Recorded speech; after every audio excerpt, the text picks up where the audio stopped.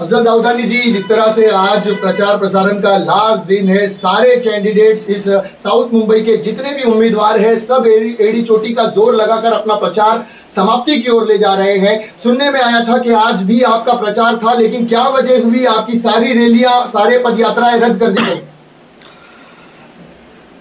आज मेरी भी रैली बहुत बड़ी थी, जो मुंबा देवी से शुरू होने वाली थी, वर्ली पे ख़त्म होने वाली थी, बट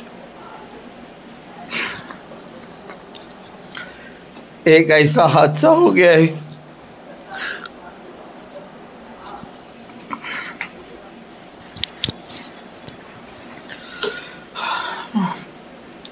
हमारे घर में एक मैयत हो गई है।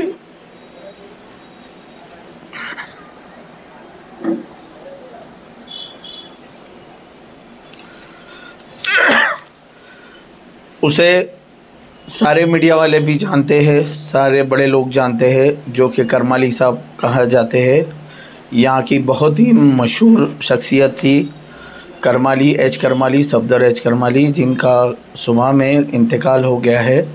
और वो हमारे जमात के माई बाप भी थे और मेरे लिए भी मेरे बाप की जगह पे थे वो। और आज अगर ये हादसा हुआ है तो मेरे लिए रैली से इम्पोर्टेंट मेरे बाप की जगह है। और आज मैं फिर यतीम हो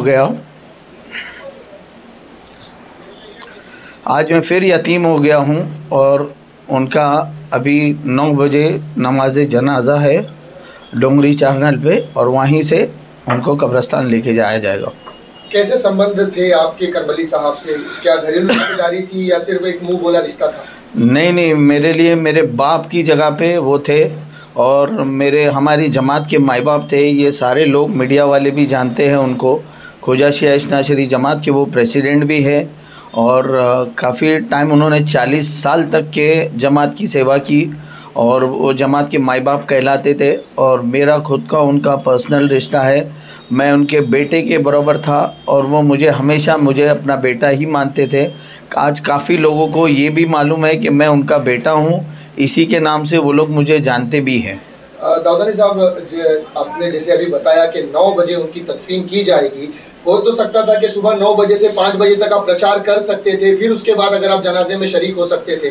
प्रचार क्यों नहीं किया? देखो, प्रचार से मेरे लिए प्रचार बढ़ के नहीं है। मैं जो मेरे बाप गए हैं वो अभी आज के बाद ज़िंदगी में कभी लौट के नहीं आएंगे।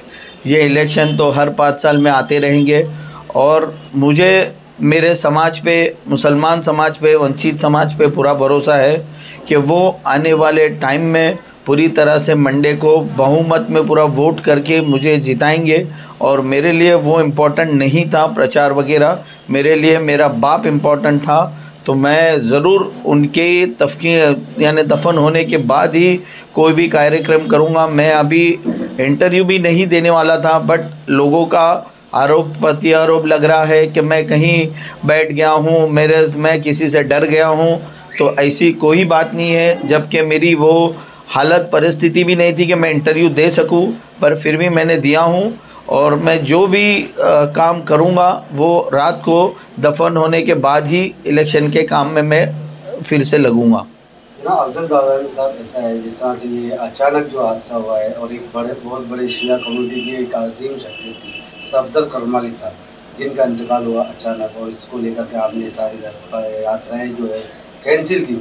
लेकिन जो है शिया कम्युनिटी के अंदर और हर एक कम्युनिटी में इस तरह से एक शोक का 3 दिन का जो खास का जो रहता है, क्या आप इस तरह से आवाम को क्या कहेंगे? और जिस तरह से शोक मनाने के लिए जो है कुछ मसरूफियात भी हो जाती है, फातिया वगैरह है, नज़र है, क्या कहेंगे आप? देखिए, मैं सभी समाज को मालूम रहता है कि कभी किसी के घर से अगर किसी का इंतकाल या किसी की मैयत हो जाती है या कोई मर जाता है तो उसका शोक कितने दिन का होता है ये हर किसी को पता है। मुझे सारे समाज पे पूरी तरह से भरोसा है कि मैं पहला वो काम करूँगा जो मुझे फ़र्ज़ है, जो मुझे मेरे बाप गया है तो मैं मेरे बाप की जगह पे जो उनकी फ़र्ज़ में आता है, फातिहा, नियाज़, दफन, वो सारी चीज़ें करूँगा। मुझे पूरा यकीन है सारी समाजों पे कि वो आने वाले मंडे को इस बात को हर कोई दिल में रखते हुए पूरी तरह से मुझे वोट करेगा और इंशाअल्लाह आने वाले वक्तों में ये सारा समाज दिखाएगा कि हम लोगों के गम में गम की तरह रहते हैं और खुशी में खुशी की तरह रहते हैं।